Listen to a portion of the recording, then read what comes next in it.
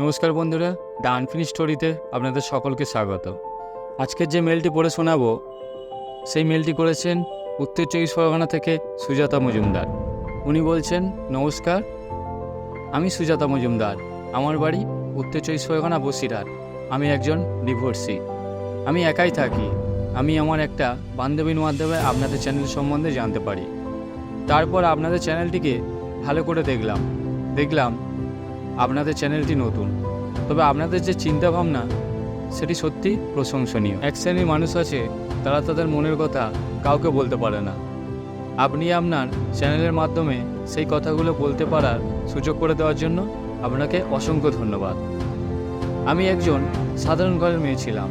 আমি college pass করার পর আমার বাবা মা আমার বিয়ে দেওয়ার জন্য ছেলে দেখা শুরু করেছিল। আমি বলেছিলাম, বাবা, আমি বিএডটা কমপ্লিট করে নিয়ে তারপর না হয় দেখা যাবে। তখন বাবা বলেছিল যে তোকে যেই ঘরেই বিয়ে দেব সেই ঘরের ছেলেরা যেন সব কিছু মানিয়ে নিয়েই তোকে বিয়ে করে। এই কথাটা শোনার পর আমি আর কিছুই বলিনি, কারণ আমি যেটা চাইছি বাবা তো সেই রকমই চাইছে। এমনভাবে কিছু মাস যাওয়ার পর একটি পরিবার আমাকে পছন্দ করলো, আর আমার পরিবারেরও সবাই তাতে রাজি হয়ে গেল। আমার বিয়ে হয়েছিল 2018-তে। বিয়ের পর সবাই খুশি ছিল, সবই ঠিকঠাক চলছিল। আমার শ্বশুরবাড়ির লোকজন সত্যি আমাকে খুব ভালোবাসত। আমার বর একটা কোম্পানিতে সেলস ম্যানেজার হিসাবে কাজ করত। প্রায় 2 বছর সব ঠিকঠাক ছিল। তারপর প্রবলেম শুরু হলো 2020-তে, যখন প্রথম লকডাউন শুরু হলো। কিভাবে কি করব ধীরে ধীরে চিন্তা হতে লাগলো। তখন আমার 1 বছরের একটা বাচ্চা ছিল। যেহেতু সব লকডাউন, সেহেতু আমার বরেরও চাকরিতে বসিয়ে দিল। কিভাবে কতদিন এমন থাকবে তা বুঝে উঠতে পারছিলাম না। ঘরে বসে বসে বোরিং হতে থাকে, বাইরে বের হতে পারছে না। হঠাৎ করে একদিন লক্ষ্য করলাম ফোনে কার সাথে কথা বলছে আর হাসছে। আমি নর্মালভাবে জিজ্ঞাসা করলাম, কে গো, কার সাথে এমন করে কথা বলছো? বর বলল, ও একটা বন্ধু। এমনভাবে আরও কিছুক্ষণ কথা বলল। বরের কথাবার্তা কেমন যেন অন্যরকম মনে হলো। এইদিকে লকডাউন কিভাবে চলবে বুঝে উঠতে পারছি না। একদিন আমার বরকে বললাম, এই শোনো না, আমার একটা জিনিস এনে দেবে? বর হঠাৎ করে আমাকে বলল, তোমার বাবাকে বলো টাকা দিয়ে যেতে, সবসময় টাকা করো না। এই ব্যাপারটা আমি আমার শ্বশুর শাশুড়িকে জানিয়েছিলাম। তারাও আমাকে কেমন অবহেলার চোখে দেখতে থাকে। বাচ্চাটাকে নিয়ে কি করব কিছুই বুঝতে পারছিলাম না। এমনভাবে প্রায় 1 বছরের বেশি কেটে গেল। হঠাৎ একদিন ঘরে ঢুকে দেখি বর ফোনে কার সাথে কথা বলছে আর হাসাহাসি করছে।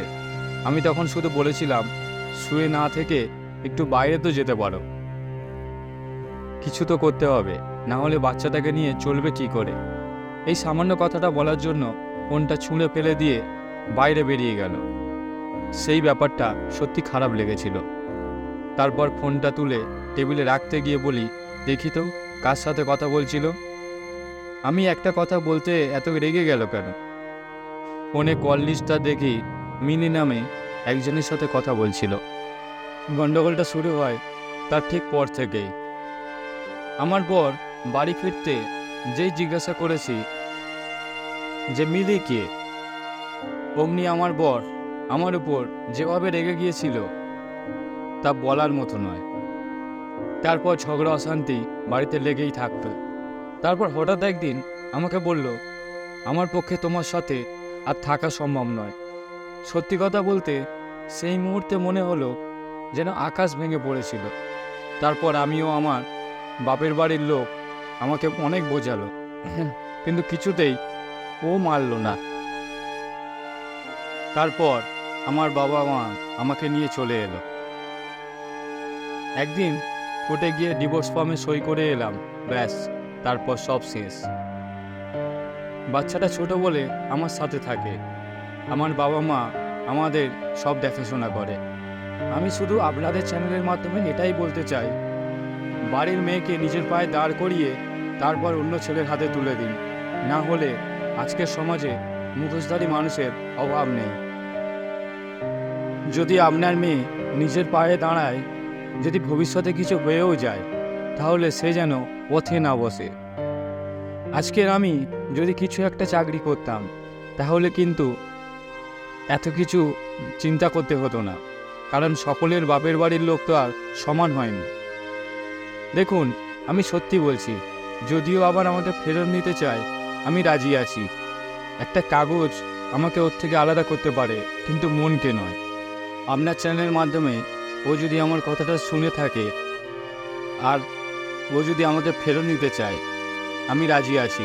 কারণ আমরা নয় আলাদা হয়ে গেলাম, কিন্তু বাচ্চাটার কি হবে?